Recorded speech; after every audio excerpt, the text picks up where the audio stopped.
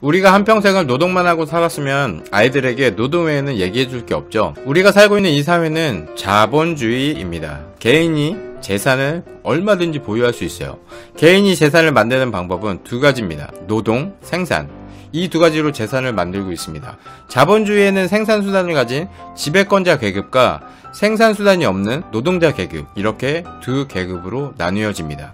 지배권자는 상품을 생산하여 판매하고 노동자는 노동력을 팔아 상품을 소비합니다. 이렇게 말하면 엄청 욕먹겠지만 학교는 훌륭한 몸빵 노동자를 길러내기 위한 공장이에요. 학교에서 아이들이 부지런히 성실하게 일하고 조직에 순응하며 회사에서 필요한 인재가 되도록 길러냅니다. 아이들은 코피를 흘리면서 열심히 공부를 하죠. 열심히 공부하는 이유가 뭡니까? 좋은 회사에 들어가기 위한 게 목적이죠. 그렇게 열심히 피 튀기는 경쟁에서 이겨서 좋은 회사에 들어간 뒤에는 노동자가 되어 아침부터 밤까지 해가 떠있는 시간 내내 지배권자, 생산자 밑에서 열심히 시간을 팔아서 일을 합니다. 시간을 팔고 노동력을 팔아서 급여를 받습니다. 생산자는 잠을 자는 시간에도 돈이 들어오는 시스템을 완성합니다. 그렇게 번 돈으로 부동산을 취득하고 인플레이션으로 화폐의 가치가 하락할수록 부동산의 가치는 올라가죠. 그렇게 부자는 더 부자가 되고 빈자는 계속 빈자로 농장 속에서 나오지 못하고 알을 낳고 있는 거예요. 우리 부모가 노동자로 평생을 살았고 우리도 노동자로 살아온 이상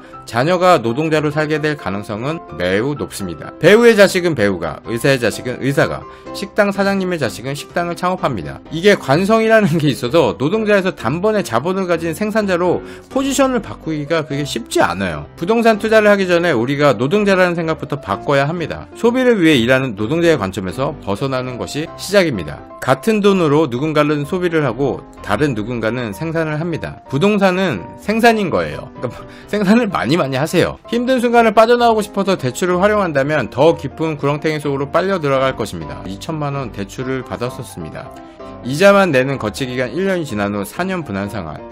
이번 달부터 대출이자와 원금 상환입니다. 2천만원을 4년 48개월로 나누면 41만 6,666원이 나옵니다. 원금 상환을 41만 7,989원을 했고요. 금리 3.866%로 계산했더니 대출이자가 64,433원이 나옵니다. 네, 대출이자가 62,226원 이렇게 됐습니다. 사람은 저처럼 착한 사람과 그리고 여러분처럼 나쁜 사람들이 있죠. 대출은 착한 대출과 나쁜 대출이 있습니다. 착한 대출은 뭡니까? 대출을 받아서 수익을 만들어주면서 일을 하고 있는 대출입니다. 대출을 받아서 직원 월급 주고 퇴직금 주고 식자재 결제하고 임대료 내고 사고 싶은 거 사고 적자이지만 꼬박꼬박 세금 내고 뭐 그렇게 소비되어지는 대출은 나쁜 대출이에요. 이 나쁜 대출은 쓸 때는 잘 모르지만 원금 상환을 하고 대출이자를 내면서 정말 숨통을 조여오죠. 네. 대출은 양날의 검입니다. 나를 살릴 수도 있고 나를 죽일 수도 있습니다. 함부로 받았다가는 골로 갈 수 있어요. FOMC 회의에서 기준금리를 1% 인상하는 울트라 스텝이 아니고 0.75% 인상하는 자이언트 스텝으로 시장은 안도하고 그에 따라 미 증시는 폭등을 했습니다. 아마존이 제일 1등으로 치고 올라가고 테슬라도 빠르게 올라갔습니다. 32달러에 산 애플은 162달러가 됐습니다. 수익률 22%죠. 매도하지 않고 전부 들고 있었더라면 후회를 합니다. 인간은 참 간사합니다. 원달러 환율 역시 이에 반응이 오랜만에 1200대로 떨어졌습니다. 환율이 떨어지는 것을 보고 저는 또 달러를 샀습니다. 1303원에도 샀고요. 1298원에도 샀습니다. 경제를 공부하면 주식을 잘 안다고 하는데 주식시장은 경제가 아니에요. 사람들의 수요일 뿐 아무리 좋은 회사도 사람들이 안 사고 싸게 거래하면 하락하는 게 주식입니다. 이렇게 상승하는데 간사한 인간들이 안 올라타고는 못 베기는 거죠. 부동산도 똑같습니다. 경제가 개박살 났을 때는 올라가는 지역은 올라갑니다. 근데 금리가 올라간다고 부동산이 폭락한다고 합니다. 실제로 하락하고 있는 건 사실이지만 정확하게 말하면 금리와 상관없이 사람들의 수요인 것입니다.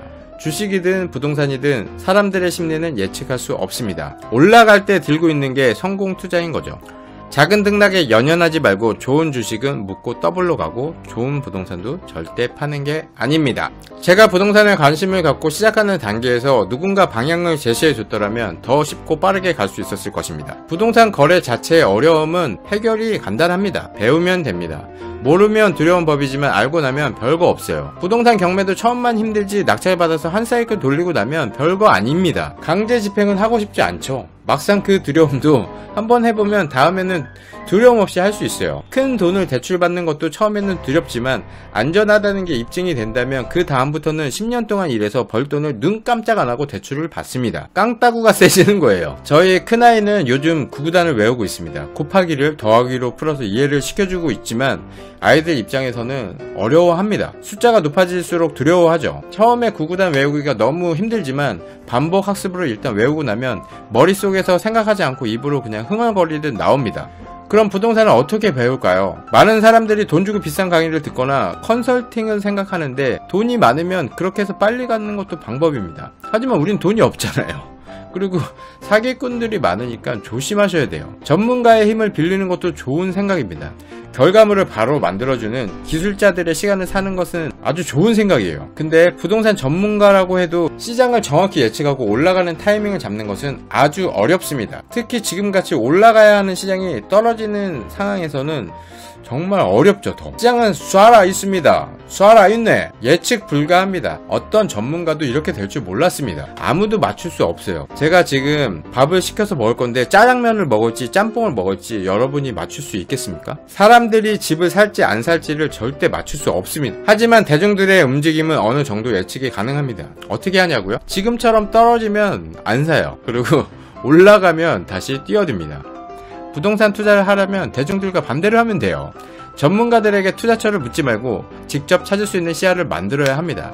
그 방법은 책을 많이 보는 겁니다. 책 사는데 돈을 아끼면 안 돼요. 신간은 그냥 다 사서 읽는다고 생각하세요. 책 사는 게 돈이 아까우면 도서관 가서 부동산 관련된 책들은 전부 다 읽으세요. 10권 정도만 읽어도 대충 감이 올 겁니다. 책을 정말 많이 보시면 공통적으로 하는 얘기가 있습니다. 많이 지난 책들은 시장이 지금과 다를 때 나온 책들이라서 요즘 트렌드와는 안 맞지만 기본 베이스는 다 똑같습니다. 과거의 시장을 알고 현재의 시장에 들어오면 금방 이해가 됩니다. 마치 프로그램처럼 한 언어를 잘 해놓으면 새로운 언어는 책 조금만 보면 바로 구현이 가능해집니다. 제발 공부 없이 그냥 날로 먹는 투자는 하지 마세요. 오늘의 결론, 모르면 공부하고 어느 정도 공부가 됐으면 실행하자.